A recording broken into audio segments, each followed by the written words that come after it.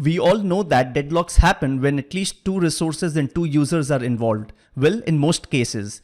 In this demo, I am going to show you how deadlocks can happen within a single table. In other words, deadlocks due to bookmark lookups. I'm using wide world importers. I'm going to create a copy of sales customers as customers2. Then create a clustered index on customer ID. So we have a clustered index and a non-clustered index on customer name. So remember that the table with one clustered index on customer ID and a non-clustered index on customer name. User 1 runs an endless while loop while 1 equals to 1 and is trying to select one of the columns from this table customers2, and the filter is on customer name.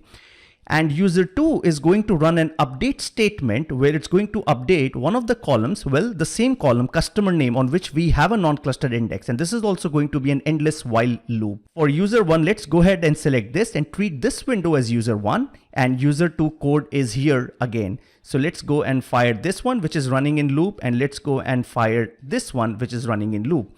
And you will see that within a few seconds, there is a deadlock and the select statement has been chosen as the victim. So what exactly is going on?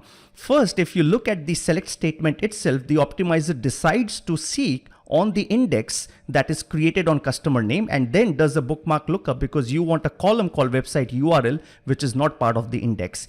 And the update statement, you already know, is trying to update the column customer name on which we have the index. So behind the scenes, while both the loops are running, user 1 is holding a shared lock on the non-clustered index structure and wants a shared lock on the base table.